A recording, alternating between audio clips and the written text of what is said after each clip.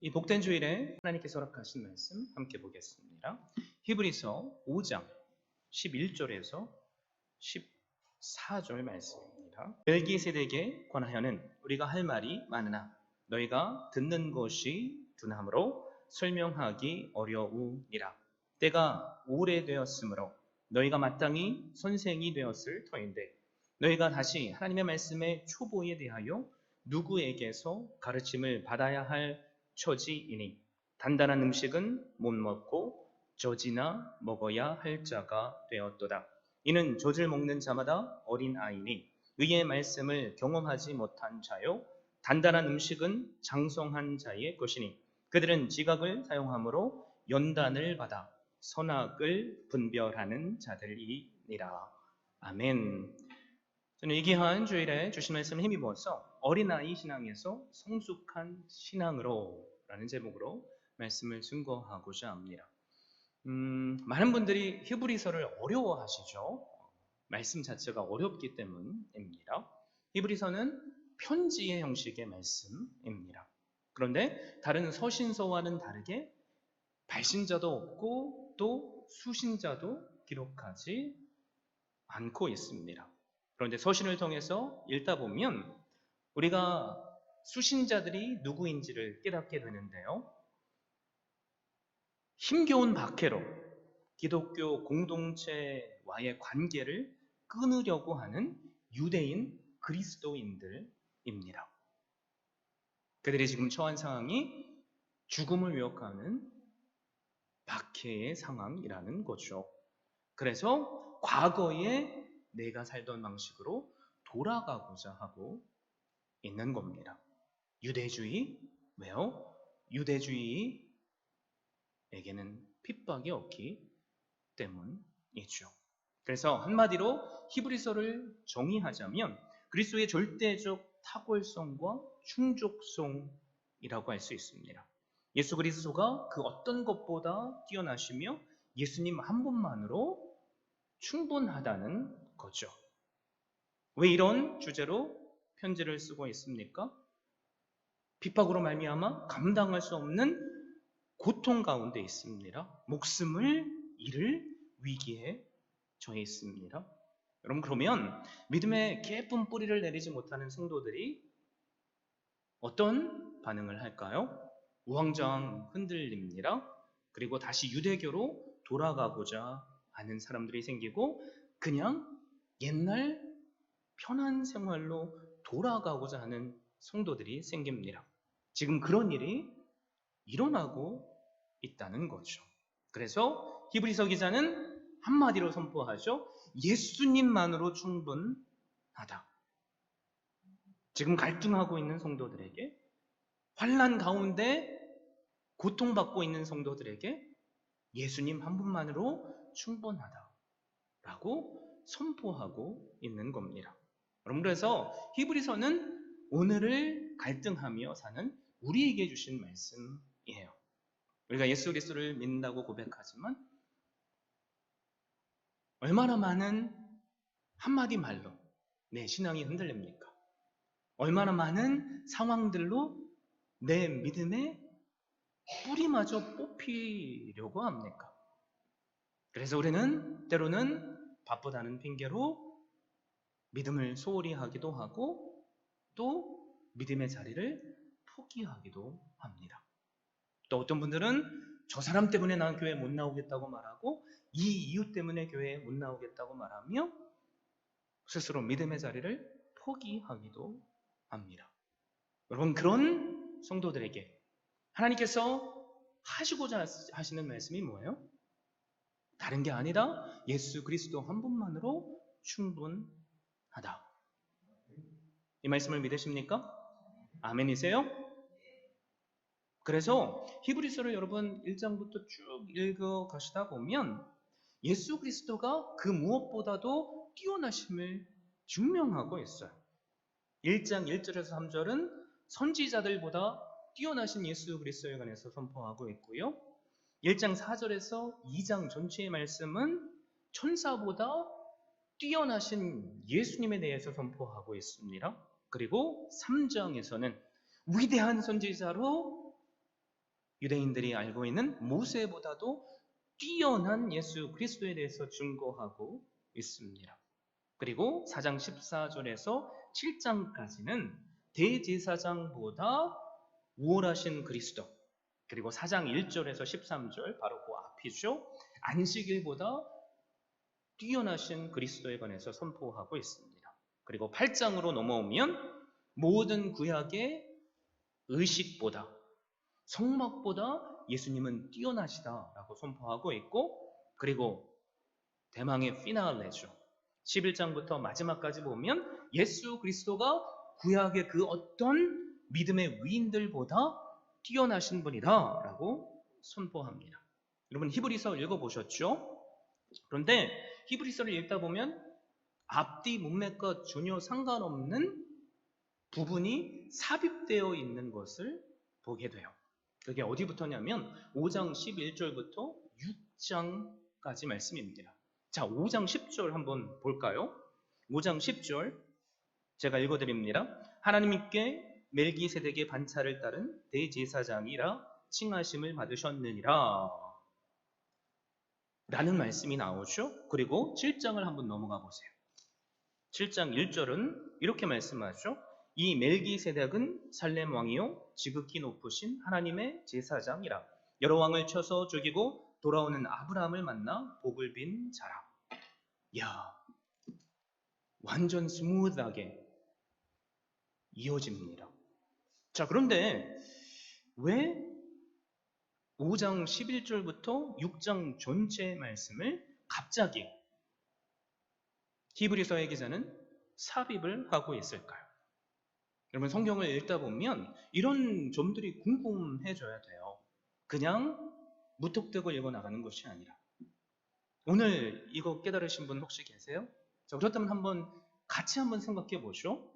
왜 5장 11절부터 6장 말씀이 갑자기 중간에 삽입되었을까? 여러분 그 이유가 뭔지 아세요? 예수님을 믿은 지 수신자들은 오래됐습니다. 성숙한 신앙인이 되어야지 맞아요. 그래서 남을 가르칠 수 있는 정도의 선생의 역할을 해야지 맞습니다. 그런데 그들은 여전히 어린아이의 신앙에 머물러 있다는 겁니다. 그래서 멜기세덱에 관해서 선포하려고 하는데 멜기세덱에 관해 선포해도 지금 편지를 읽는 수신자들이 이해를 하지 못할 것을 알기에 중간에 너희가 그리스도의 장성한 분야까지 성장해야 된다라는 것을 선포하기 위해서 삽입한 겁니다. 그래서 5장 11절 12절에 이렇게 이어지잖아요. 멜기세덱에 관하여는 우리가 할 말이 많으나 너희가 듣는 것이 두나무로 설명하기 어려우니라.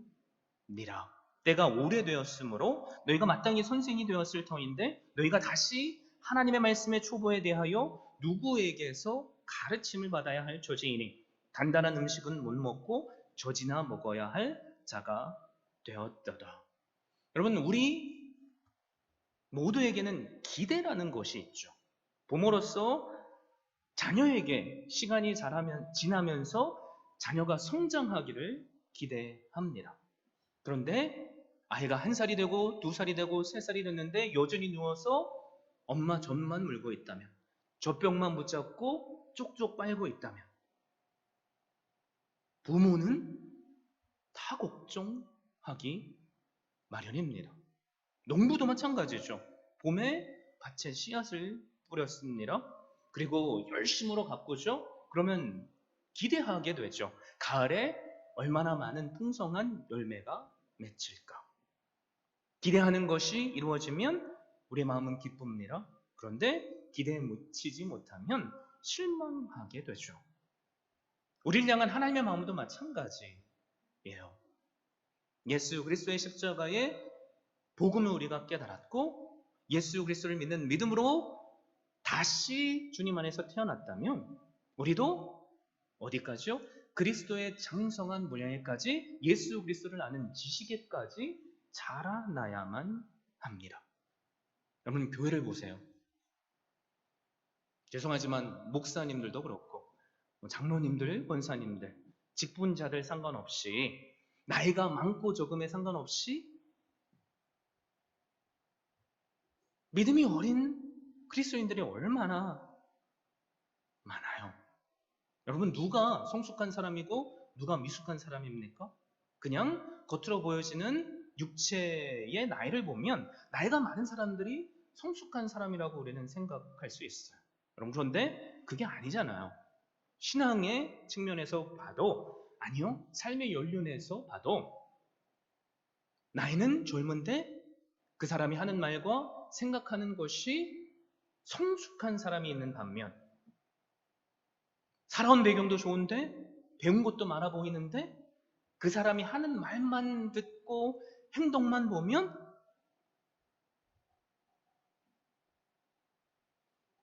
미숙한 사람들이 있습니다. 신앙에 있어서도 마찬가지죠. 여러분, 예수 그리스도를 믿고 거듭난 사람은 어떤 사람이어야 되죠? 어린아이 같은 사람이어야지 돼요. 어린아이가 어린아이의 일을 하는 것은 당연한 겁니다. 그런데 신앙생활 한 지 20년이 지났는데, 30년이 지났는데 뭐예요? 나는 장로인데, 나는 목사인데, 나는 권사인데 여전히 어린아이의 신앙에 머물러 있다면 그게 문제라는 거죠.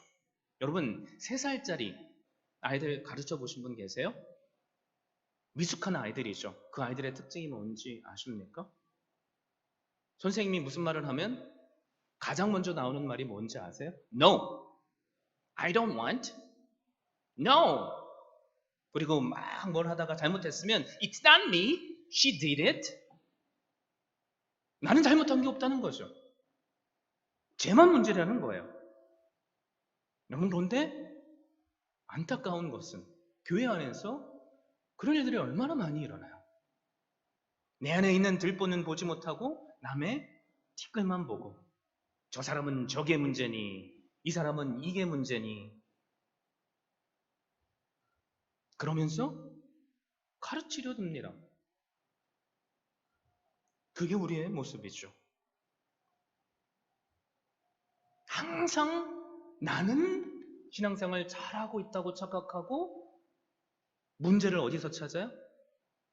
다른 사람에게서 찾아요.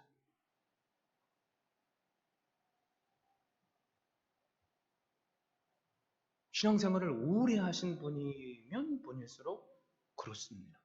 왜요? 아는 게 많으니까. 내가 전에 신앙생활을 했을 때는 이건 이렇게 하는 게 맞고 저건 저렇게 하는 게 맞습니다. 내가 신앙생활을 얼마나 오래 했다고요? 내가 얼마나 많은 교회를 섬겨봤다고요? 이럴 때는 이렇게 하는 게 맞습니다. 저럴 때는 저렇게 하는 게 맞습니다.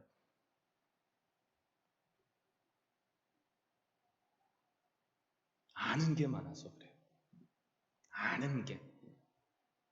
여러분, 그런데 알아도 제대로 아셔야 돼요. 제대로 아셔야지 내가 하는 말에는 강력한 사람을 살리고 세워주는 놀라운 능력이 나타납니다. 이런 말 들어보신 적 있죠? 세상에서 가장 무서운 사람은 책 딱 한 권만 읽어본 사람이다. 그렇죠? 그런데 우리가 이 말을 들을 때 부정적으로 받아들여요. 제대로 알지 못하면서 조금 알고 자기가 마치 다 아는 것 마냥 하는 사람. 여러분, 그런데 원래는 그런 의미가 아니에요. 이 말을 누가 했냐면 토마스 아퀴나스가 했습니다. 위대한 신학자 중에 하나죠.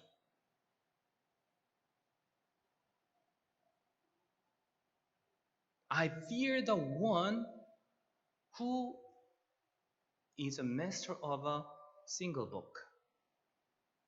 나는 책 한 권을 마스터한 사람이 제일 두렵다.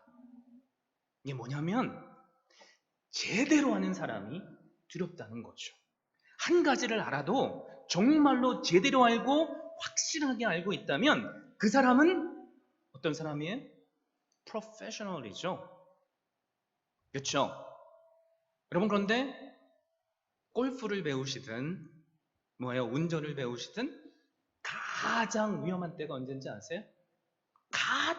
초보에서 뭔가를 깨달았을 때. 아주 교만이 하늘로 찌릅니다.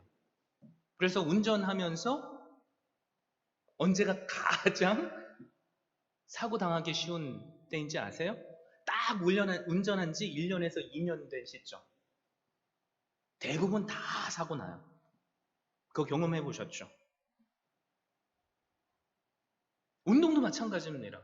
아무것도 모를 때는 잘 받아들이는데 어느 정도 안다 싶다고 생각하면 감나라 배나라 뭐 골프로 치면은 퍼터는 그렇게 잡는 게 아니다. 이렇게 해가지고 새끼손가락을 여기다 딱 끼고 엉덩이를 쭉 빼고 드라이브는 이렇게 잡고 해야 된다.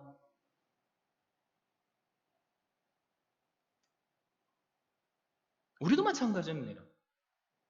뭐가 문제예요? 히브리서 기자가 지금 지적하는 게 뭐냐면 박해가 문제가 아닌 거죠. 지금 내가 당하는 어려움이 문제가 아닌 거죠. 진짜 문제는 뭐예요?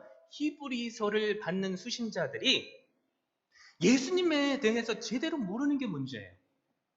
예수님이 모든 문제의 해결자라는 것을 그들이 확실히 믿는다면 여러분, 그들이 과거의 유대교로 돌아가겠습니까? 아니죠. 우리도 마찬가지잖아. 모든 상황을 내가 아는 내 지식으로만 판단하고 모든 상황을 내 생각대로 맞추려고 하다 보니까 얼마나 바더가 돼요. 얼마나 마음이 괴로워요. 여러분 그런 마음으로 예배 자리에 오시면 여러분은 예배자로 설 수 없어요. 내 눈에는 하나님이 더 이상 보이지 않고 뭐가 보이니까 그래요? 나를 답답하게 만드는 사람과 상황이 보이니까요. 여러분, 내 앞에 나를 그 어떤 이유에서 방해하는 사람이 중요합니까? 예배 자리에서? 아니면 나를 살리시고 구원하실 하나님이 중요하십니까? 뭐가 중요해요?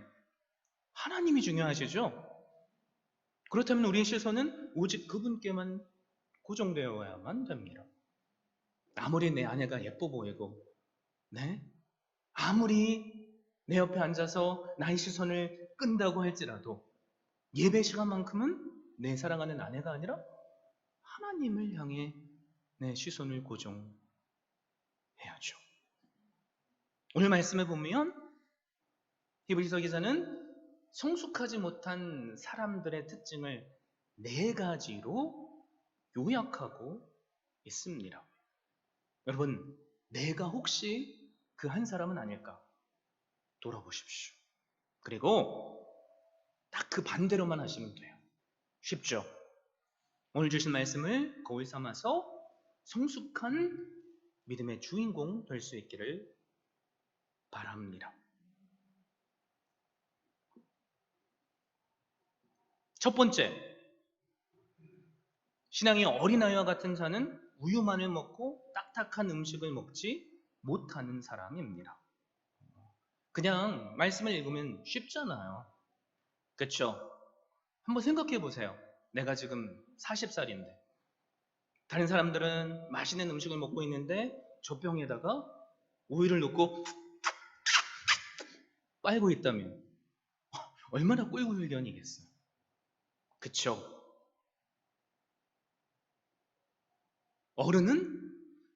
어른이 먹는 음식을 먹어야 돼요. 영적으로도 마찬가지입니다. 오랫동안 예수님을 믿고 교회 다니면서도 딱딱한 음식을 먹으려고 하지 않는 사람들이 있어요. 그냥 주는 음식만 받아 먹으려고 합니다.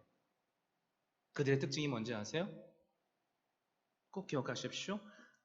나만 바라봐. 이런 사람이에요. 모든 것을 하면 내가 돋보여야지 됩니다. 내가 칭찬받아야 되고 내가 주인공이 되어야만 합니다.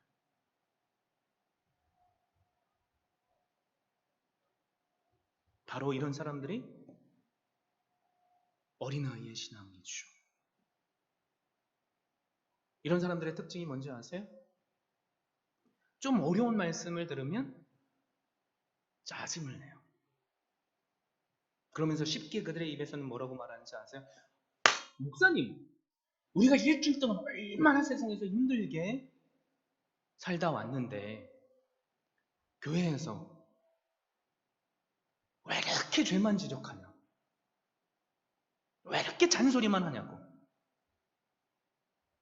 아니, 일주일에 한 번 주님의 전에 나왔는데 위로해 주시면 얼마나 좋아요? 칭찬해 주면 얼마나 좋아요? 맞습니다. 여러분, 그런데 칭찬도 때가 있고 그리고 훈련도 때가 있죠. 근데 문제는 뭐예요? 교회가 교인들을 그렇게 만든다는 거죠. 교인들이 뭘 아는지를 정확하게 교회가 알아요. 그래서 맨날 잘한다, 잘한다. 잘하고 있다. 위로하고 또 기쁘게 만드는 말만 선포합니다. 여러분, 그런데 바로 이런 현상이 말세의 현상이라고 성경은 정확하게 지적해요. 디모데후서 4장 3절 4절 때가 이르니 사람이 바른 교훈을 받지 아니하며 기가 가려워서 자기의 사욕을 따를 스승을 많이 두고 또 그 길을 진리에서 돌이켜 허탄한 이야기를 따르리라. 내 입맛에만 맞는 것을 사람들이 찾아다닌다는 거죠. 그러니까 교회가 그것을 정확하게 알고 사람들의 길을 기쁘게 해줄 말만 합니다. 여러분, 나는 어때요? 나는 아닌 것 같죠? 그렇죠? 자, 그렇다면 딱딱한 음식에 하나님의 말씀의 예를 하나 들어드릴게요. 내가 그것을 진짜 목숨을 걸고 믿고 있는지 한번 체크해 보세요. 빌립보서 1장 29절 그리스도를 위하여 너희에게 은혜를 주신 것은 다만 그를 믿을 뿐 아니라 또한 그를 위하여 고난도 받게 하려 하심이라. 우리는 딱 어디까지만 믿고 싶죠? 그리스도를 위하여 너희에게 은혜를 주신 것은 다만 그를 믿을 뿐 아니라 여기까지만 믿고 싶어요. 여기까지만 듣고 싶어 하죠. 근데 그 다음 말씀은 뭐예요? 또한 그를 위하여 고난도 받게 하려 하심이라. 왜 아멘 안 하십니까? 이 말씀도 아멘 하셔야죠. 이게 딱딱한 음식과도 같은 주님의 말씀이라니까요. 이런 분들의 특징이 뭔지 아세요? 진짜로 막 열심으로 준비해서 주일날 딱 오셔도 내 마음을 아주 딱딱하게 강팍하게 만드는 한마디 말. 어떻게 생각하면 너그럽게 넘어갈 수 있는데 그 한마디 말이 내 귀에 들리면 내가 서 있는 자리는 더 이상 예배의 자리가 되지 않습니다. 예를 들면 내가 이번 주에 내가 치장할 수 있는 최고의 옷과 최고의 메이크업과 최고의 머리 스타일로 와, 내가 거울을 딱 봤는데 10년은 젊어 보이는 거야. 딱 교회에 왔는데 옆에 있는 한 사람이 자기 오늘 머리는 왜 그래? 그럼 어떻게 돼요? 온데간데 행복은 없어지고 속이 끓죠. 자기가 뭔데 내 머리를 판단해? 예배의 자리에 있습니다. 말씀에 선포되는 말씀을 듣습니다. 근데 그 말씀이 하나도 귀에 안 들어와요. 그리고 한 1, 2주 뒤에는 목회자에게 이런 소리가 메아리처럼 들려옵니다. 지금 저 집사 교회 왜 안 나오는지 아냐고. 목사가 뭐 하나님이에요? 모르죠. 잘 모르겠는데요. 지금 저 집사 때문에 상처받고 삐져가지고 안 나온다.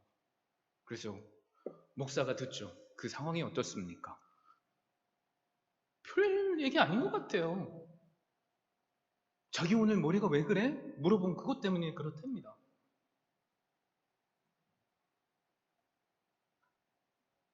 뭐가 문제예요? 그 한마디 말이 문제가 아니라 믿음의 문제죠. 제가 오늘 아침에 운전을 하면서 제 사랑하는 둘째 딸에게 이렇게 질문을 했어요. 다인아, 내가 혹시 너한테 이런 말을 하면 네가 기분 나쁠 수도 있고 기분이 안 나쁠 수도 있어. 아빠가 그 어떤 말을 해도 기분 안 나쁠 자신 있어? 아빠 하지 마봐. 하지 마봐. 기분 나빠질 것 같은데 하지 마봐. 근데 힌트는 믿음의 문제야. 네가 아빠를 진짜로 믿으면 기분 안 나쁠 말이야. 그래? 그럼 아빠 한번 해봐. 너 못생겼어. 제가 그랬어요. 그러니까 다인이가 뭐라는지 아세요? 아빠, 하나도 상처가 안 되는데? 왜? 아빠가 나를 사랑하는지 알고 날마다 나에게 해준 말이 예쁘다는 말인 거를 알고 있기 때문에. 뭐가 문제죠? 믿음의 문제예요. 그렇죠? 고난이 문제가 아니라니까요. 박해가 문제가 아니라니까요. 누구를 향한 믿음이 문제죠? 주님을 향한 믿음. 여러분, 머리를 아주 멋지게 하고 메이크업도 아주 잘 받고 오늘 화장이 잘 먹네 뭐 이러면서 예쁘게 옷을 입고 주님의 전에 나오셨잖아요. 그렇죠? 누구한테 예쁨을 받고 싶어서 나오신 거예요? 솔직히. 목사한테요?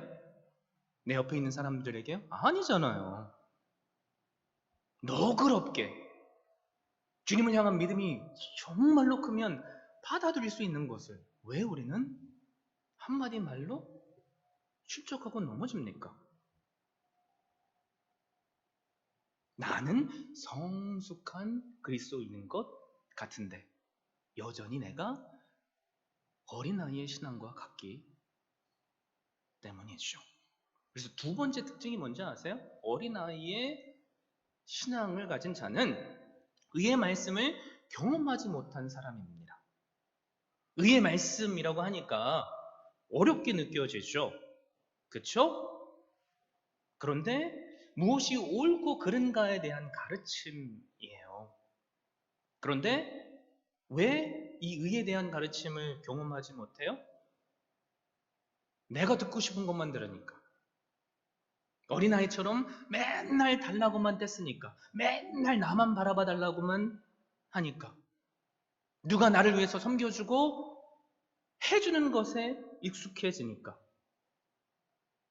그냥 그 생활에 젖어서 저 사람이 나한테 잘해주면 그가 계획하고 있는 행동이 하나님을 대적하는 것임에도 불구하고 아이 왜 그래 사랑이 최고지 좋은 게 좋은 거지 이해하고 넘어가 라는 말을 하는 거예요.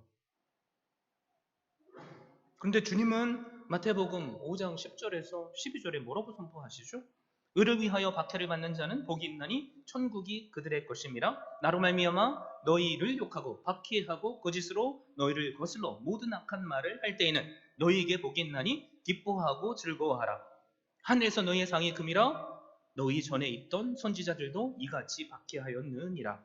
주님은 너희가 믿는 나 때문에 너희가 박해를 받고 악한 말을 들어도 기뻐하라고 하시는데 우리는 그런 거에 사실 관심이 없는 거죠. 내가 아름답게 치장했는데 칭찬받고 싶은 거예요. 그것만. 칭찬 안 해주면 삐져가지고. 문제가 뭐예요? 예수님을 제대로 몰라서 그렇죠. 예수님을 삶으로 제대로 경험하지 못해서 그렇습니다. 그래서 정말로 예수님의 십자가의 의를 경험한 사람은 정말로 기뻐하고 즐거워할 수 있다니까요. 정말로 행복할 수 있다니까요. 그 제가 요즘 어떻게 느끼냐면 저에게 사랑하는 두 딸이 있죠. 어저께 첫째 딸이 홈커밍 데이여서 이렇게 밤에 나갔다 왔는데 곡종이 되는 거예요.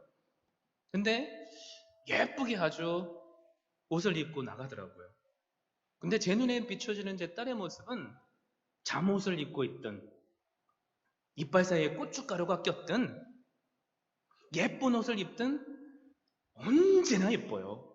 언제나 사랑스럽고요. 옆에 있으면 너무 좋아요. 여러분도 그러시죠? 무엇을 입고 무슨 행동을 하고 그게 문제가 아니라니까요. 주님과 나의 관계도 마찬가지입니다. 주님께서 나에게 허락하신 십자가의 은혜를 내가 정말로 깨달았다면 내가 어제 또 실수하고 넘어졌어도 그런 나를 여전히 사랑하실 것을 알기에 우리는 죄인이지만 기쁨으로 주님의 전에 나올 수 있죠. 우리가 기쁨에 관한 찬양을 함께 오늘 예배 드렸잖아요. CCTV를 한번 이렇게 딱 해서 여러분을 딱 비춰놓고 한번 집에 가서 돌아보셨으면 좋겠어요. 내가 정말 기쁨으로 찬양 드리고 있는가? 아니면 찬양은 기쁨에 대한 찬양을 하지만 얼굴은 이 기쁜 소식을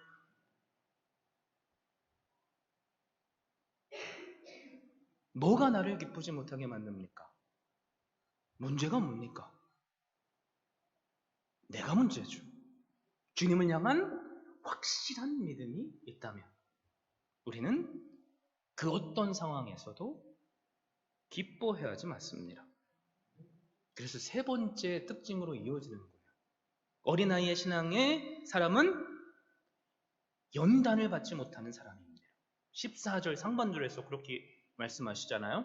단단한 음식은 장성한 자의 것이니 그들은 지각을 사용함으로 연단을 받아 선악을 분별하는 자들이니라. 여러분, 연단을 받지 못하는 이유가 뭐예요? 그게 뭘까요? 훈련받기를 원하지 않기 때문에 그래요.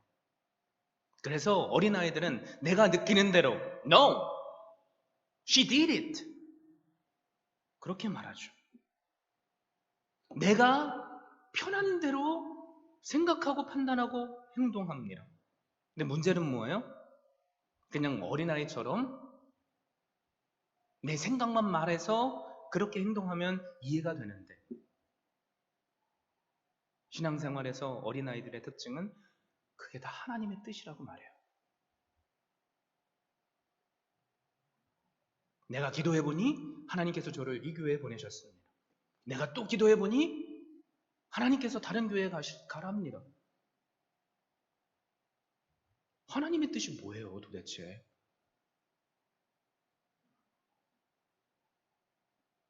내가 기도해보니 당신에게 이런 말을 해주라고 하십니다. 그러면서 막 퍼붓죠.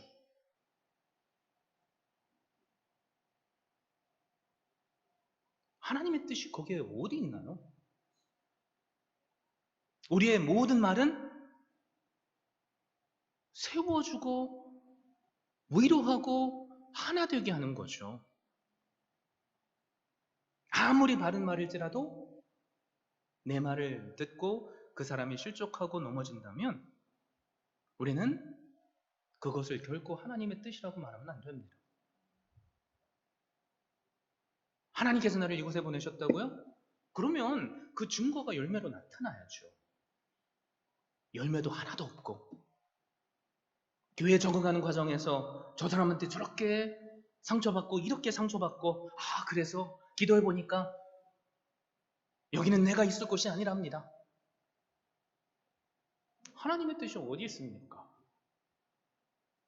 그럼에도 불구하고 연단받기를 거절하니까 내 편한 대로 쉽게 하나님의 이름도 이용하는 거죠.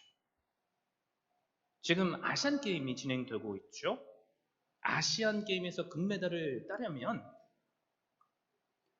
내가 하고 싶지 않아도 진짜 피땀 눈물이 흐를 정도로 훈련을 받아야 돼요. 여기 골프 쳐보신 적 있으실 텐데요. 저는 고등학생 때, 대학교 때 아버지와 어머니의 강압에 못 이겨서 골프를 배웠어요. 근데 막 잘 치진 못합니다. 저는 골프를 제 소원으로 제가 원해서 배운 게 아니게. 친구들이랑 더 놀고 싶은데 아버지가 끌고 가시는 거예요. 오랜 시간이 흘렀습니다. 제가 달라스에서 신학교에서 공부하고 있을 때 어머니 아버지가 오셨어요. 두 분은 골프를 너무 좋아하시는데 한국에 있을 때 골프를 많이 못 치셨습니다. 그래서 하루에 2번씩 골프 필드를 나가시는 거죠. 야, 여기는 20불이면 칠 수 있네. 와, 이런 데가 어딨어. 근데 저도 같이 가재요. 제가 몇십 년 동안 골프채를 잡아봤나요? 잡고 싶은 생각도 없었는데 그래도 무조건 가재입니다. 어머니 아버지 소원이라고. 어떻게 해요? 소원이라는데 들어드려야죠. 그래서 골프채를 딱 잡고 딱 치는데 뭐라? 공이 잘 맞는 거예요. 신기하죠? 몇십 년 전에 내가 원하지 않았음에도 불구하고 훈련한 그게 나오더라니까요. 내 생각에는 나는 잊어버린 것 같은데 몸은 기억하고 있습니다.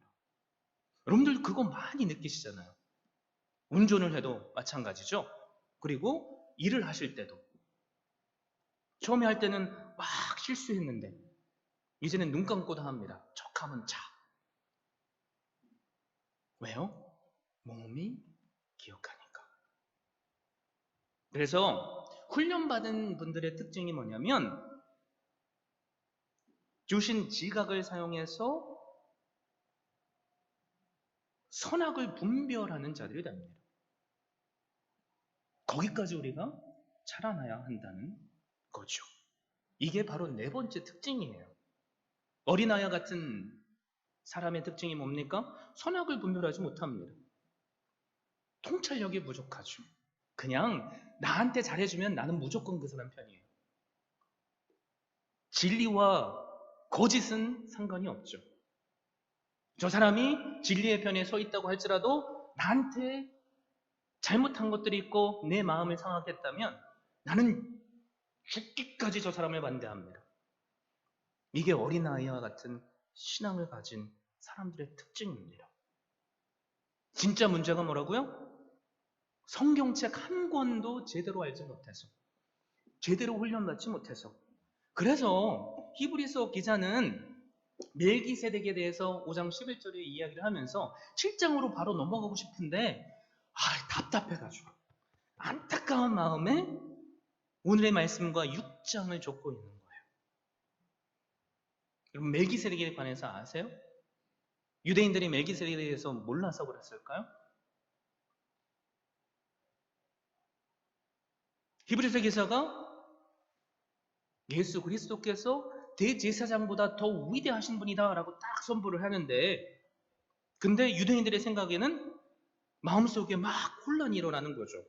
아니 대제사장은 아론의 후손인데 예수님이 아론의 후손도 아닌데 근데 어떻게 대제사장이 될 거며 대제사장보다 더 뛰어나?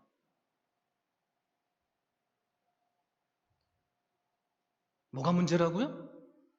하나님의 말씀을 제대로 알지 못했어. 이게 문제입니다. 그래서 성경을 읽다 보면 하나님께서 아론의 후손 중에 택한 제사장들보다 더 먼저 세운 제사장이 있어요. 그가 누굽니까? 멜기세덱입니다. 7장의 말씀을 보시면 자세하게 나와요. 근데 제가 멜기세덱에 대해서 여러분께 설명을 드리자면 또 한편의 설교를 선포해야 돼요. 다들 눈이 반짝거리시면서 그렇게 해주시면 좋겠다라는 생각을 가지시면 좋겠지만 그렇지 않으시니까 정리해드리자면 이겁니다. 멜기세덱은 예수님께서 우리의 대제사장 되심을 믿게 하시려고 하나님께서 세우신 뭐예요? 예표로 주신 제사장이라는 거죠. 아론의 계열의 대제사장들이 있기 전에 하나님은 멜기세덱이라는 대제사장을 보내주셨고 또 아브라함을 통해 10의 1을 받게 하심으로 장차 오실 아론 계열의 대제사장보다 더 뛰어나신 예수 그리스도를 예표하게 하신 겁니다. 우리의 모든 문제가 뭐야? 하나님의 말씀을 알긴 아는데 제대로 모르니까.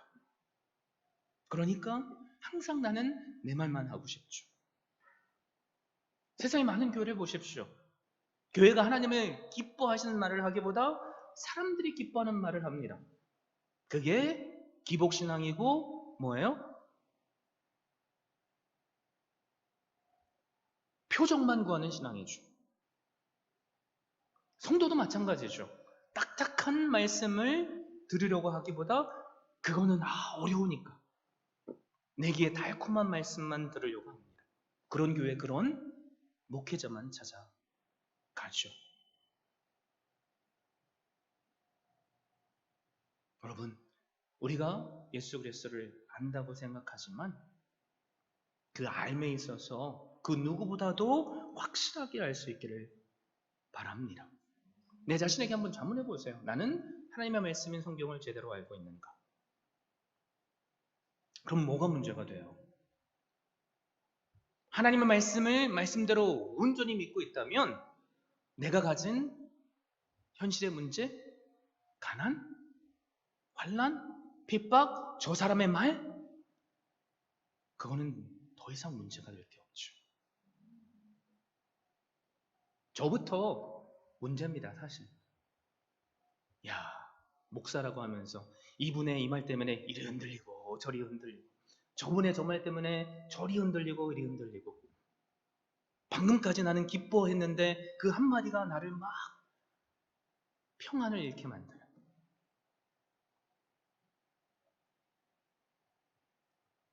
여러분, 그런데 하나님을 아는 지식이 우리 안에 충만하면 그때부터 놀라운 신비가 일어나요. 그게 뭐냐면 훈련받는 것도, 내가 사람들을 용납하고 헌신하는 것도 더 이상 내 힘으로 하게 되지 않습니다. 그래서 사도 바울이 갈라디아서 2장 20절에 이렇게 고백하잖아요. 내가 그리스도와 함께 십자가에 못 박혔나니 그런즉 이제는 내가 산 것이 아니요 오직 내 안에 예수 그리스도께서 사시는 것이라. 이제 내가 육체 가운데 사는 것은 나를 사랑하사 나를 위하여 자기 자신을 버리신 하나님의 아들을 믿는 믿음 안에서 사는 것이라. 무슨 말이냐면 내가 사는 것이 아니라 주님이 내 안에서 사신대요. 내가 하고 싶어서 하는 것이 아니라 주님이 나에게 그런 할 수 있는 전하는 마음을 주셔서 한다는 말입니다. 한번 그런데 생각해 보세요. 다들 운전하실 줄 아니까 운전을 배우는 사람이 운전 이론만 50년 동안 배운다고 운전을 잘할 수 있습니까? 필기시험 100점 맞으신 분이 실기에 막 2번, 3번 막 떨어지잖아요. 그 왜 떨어져요? 실제로 운전을 안 해봤으니까. 그래서 남편에게 운전 배우고 아빠한테 운전 배우면서 막 의의가 상하고 그런 일들이 일어나는 거죠. 그래서 우리에게 필요한 건 뭡니까? 하나님의 말씀을 제대로 아는 자리에 나와야 돼요. 제자 훈련의 자리에 나오십시오. 목장 모임에 함께 부딪히면서 때로는 갈등 가운데 그 갈등보다 크신 하나님을 함께 바라보고 그 문제를 해결해 주신 것을 경험함으로 더 성숙한 믿음의 자리로 살아나십시오. 근데도 우리 마음속에는 어떤 생각이 있나요? 목사님 굳이 그렇게까지 신앙생활 할 필요가 뭐 있어요? 예수님 믿고 죄사함 받으면 그걸로 됐지. 그동안도 예수님 믿고 죄사함 받는 그거 믿으며 잘 살았는데 굳이 제자 훈련 받아서 뭐합니까? 그럴 필요가 꼭 있습니까? 여러분, 이 말은 무슨 말이냐면 이런 말을 하는 거예요. 내 사랑하는 아들, 딸이 글자를 읽고 쓸 줄만 알면 됐지 학교를 뭐하러 보냅니까? 그냥 필드에 나가서 즐겁게 공치면 되지. 왜 바쁜데 4시간 내 돈 들여가지고 골프 연습장에 가서 아니면 개인 트레이닝 맞습니까? 이런 말하는 거랑 똑같다니까요. 여러분, 우리는 세상 일에는 정말로 노력하잖아요. 내 자녀 교육, 돈이 없어도 교육하는 데는 수백 불, 수천 불 드립니다. 그런데 우리는 다 신앙생활은 어린아이에서 머물고 싶어 해요. 그러니까 우리의 매번 반복되는 신앙생활의 패턴이 뭐예요? 두 손 두 발 들고 눈물 흘리며 회개하는 마음으로 옵니다. 아버지, 저 좀 용서해 주세요. 용서해 주셔서 감사합니다. 그리고 또 나가서 또 똑같은 반복을 하면서 회개하고 용서받고. 여러분, 이 모습이 혹시 우리의 믿음의 수준이라면 오늘 주신 말씀을 거울 삼아서 어린아이의 네 가지 특징을 나를 비교해서 보시고 그 반대로 오늘부터 힘써 나갈 수 있기를 바랍니다. 그러면 우리의 입술의 고백은 예수님 한 분만으로 충분합니다. 이제는 내가 내 안에 사는 것이 아니라 예수 그리스도께서 사십니다.